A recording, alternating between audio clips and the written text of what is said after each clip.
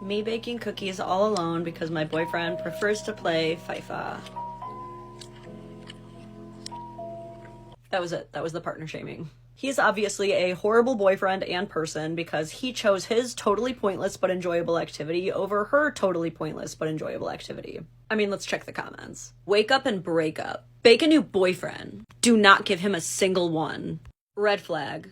Your ex prefers what? The saddest part is watching yourself go from a happy person to not even knowing who you are anymore. Am I the crazy person for thinking they're just fucking cookies? I am not kidding you, because a man dared to say, oh no thank you, I'd rather not bake Christmas cookies right now because it's the middle of November and we haven't even had Thanksgiving yet. She is losing herself to him in his narcissistic ways and needs to be reminded to break up with him in every video she ever makes from here on out. Guys, get yourself some ear warmers. Only if you get yourself a new and better boyfriend. Something about other people leaving mean comments. So did you dump him, or did you give him a cookie you better not have? How's your ex doing? Did you break up with your boyfriend yet? It is actually severely unhinged how little it takes to make hundreds and thousands of people hate a man, so much so that they follow a woman daily, actively encouraging and awaiting the end of her relationship with him. Like, are you guys not at all concerned with how easily manipulated you are? Like, has a single one of you who has suggested to her that she dump him considered the fact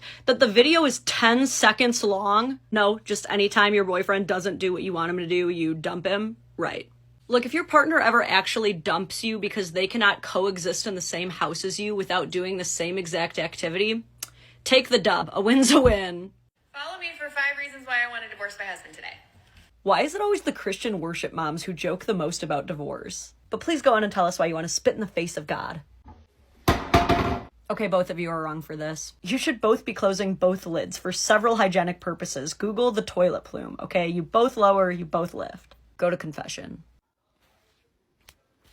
Wow, he left a gray blanket on a gray floor. Definitely the worst thing that's ever happened to anybody in the history of time.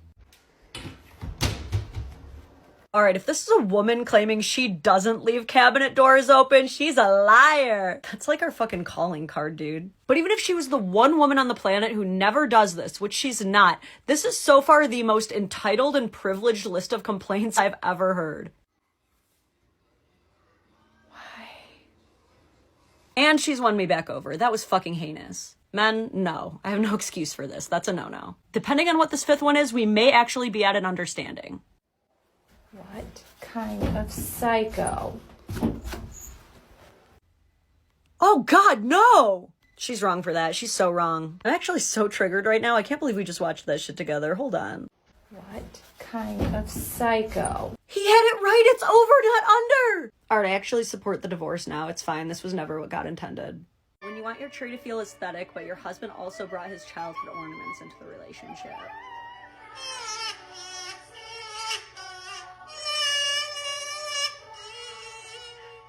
I mean, yeah, what could be more priceless than matching sad eggshell white circles during the holidays? Memories? Memories aren't aesthetic. We all know what the real spirit of Christmas is all about. Looking good on Instagram. This is also a clear violation of the Holy Caucasian Live, Laugh, Love handbook. Let's make sure the comments are equally unhinged. Those belong on his mom's trees. Why? Is his mom actually cool? That's what the back of the tree is for. He would have his own little tree in the back of the house. The way my ex-mother-in-law was more angry about me not knowing where all those heinous ornaments were after the divorce. Ha ha ha. Actually, now that I'm reading this, new fear unlocked. As the mother of a son, if some lady tossed away my precious childhood memories with my son because she deemed them useless in the divorce, I wouldn't be thrilled either. Ladies, I hate to tell you this, but despite popular belief, when you settle down with a man, his personality, memories, family, and autonomy do not magically flatten down to create a giant red carpet that rolls out for only your dreams and desires to live out on. But maybe, if you keep complaining about the most entitled and self-centered shit ever while suppressing the hell out of his individuality, he'll move on, and then you'll never have to worry about his ornaments again. Good luck! I could do an entire partner shaming episode on passive-aggressive lunch making. Then I have a small side salad to hopefully help him lose that fat ass attitude. And 2 big breadsticks to remind him I can always find a longer dick. It's a thing. But today there's one passive-aggressive meal in particular that we need to address.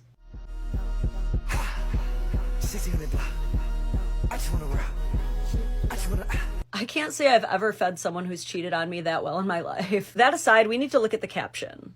It reads, "Guess you won't be seeing your daughter anymore, and to the Lexi chick, he's all yours." Okay, whoa, even if he was cheating, that doesn't obliterate your parental rights. I wasn't the only one upset about this, and when people ask what this has to do with her daughter, she said this. Hurting my fucking feelings, so you basically hurting my daughter's feelings. Like, if I know that your daughter is the most important things to you, I'm gonna use that shit against you. So we all watched the same thing, right? While playing sad emotional piano music to try and make you feel bad for her, she straight up admits to alienating her child from her father just because she knows it's the thing that will hurt him the most. At this point, I was really hoping it was just a really bad joke, but no, she doubles down even more. I left my dad when I was 2. Like, who cares? I didn't have no dad growing up.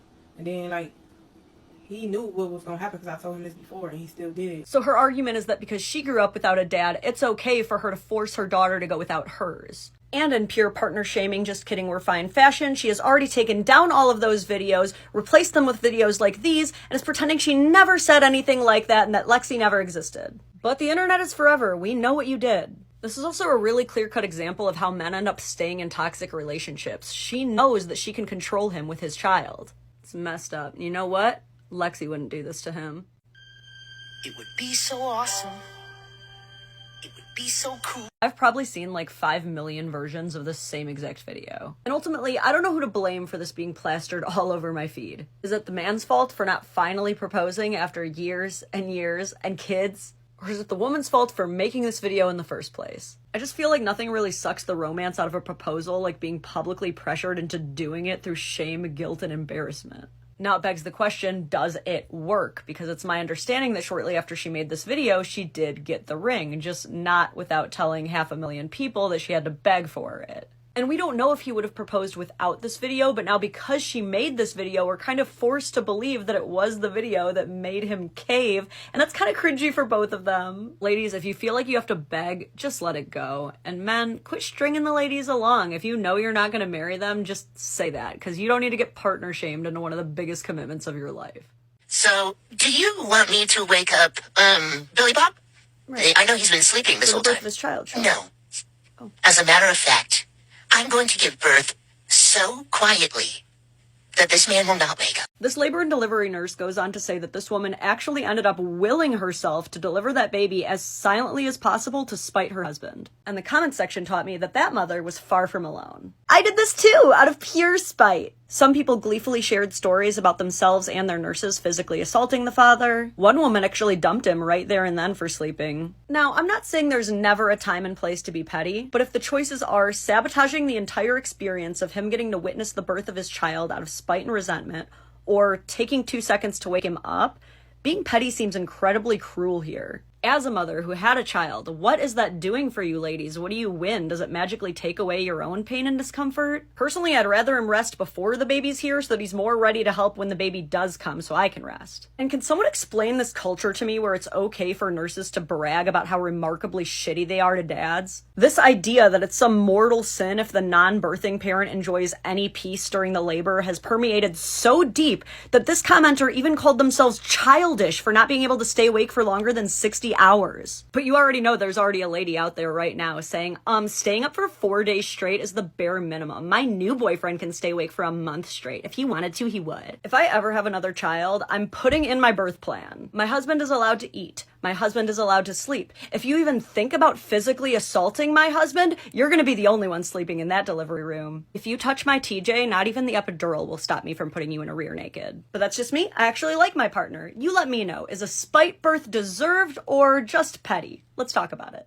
Is partner shaming ever okay? The answer is surprisingly yes. There are conditions in which partner shaming can be funny, nay, hilarious, but 2 things must be true at the same time. 1, the other partner has to know about it. And 2, it has to come back full circle, all the way back to self-aware satire. Give you an example. Guys, I am so angry at my husband right now. We're having conversations about my birthday chandelier, okay? And then I go up to him today and ask him when he's gonna hang the chandelier. And then he looks at me like, surprise. Arrangement is I make the sandwiches, you hang the chandeliers. Like, I don't understand what the issue is. So, you know what? Screw him. I'm going to do this myself, and I'm gonna take you on the journey with me and hang the chandelier. I am woman, hear me roar. I don't need no man. I need a man! Videos like that, you don't need to tag me in. It's safe and it's fucking hilarious. It might look like she's making fun of her husband, but she's obviously making fun of herself. It's one of my favorite videos on the internet. Still mad it never went viral. Now, this next example is going to blow your mind because so many of you tagged me in this waiting for me to destroy this woman. Brace yourselves. This one. This lady.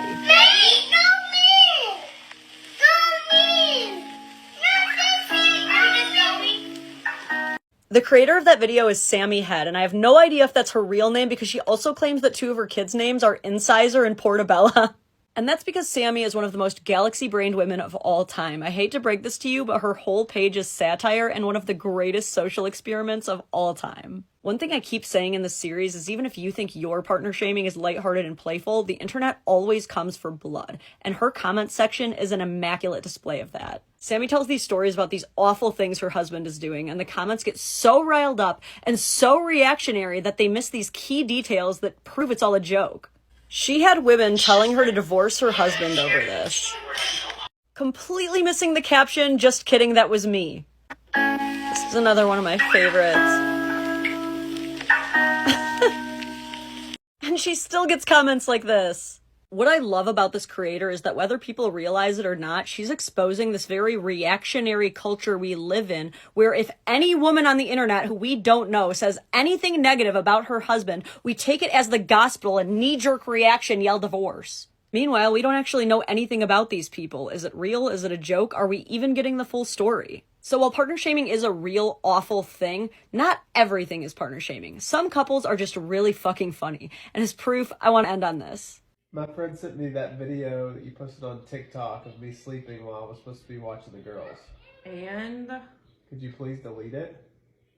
no.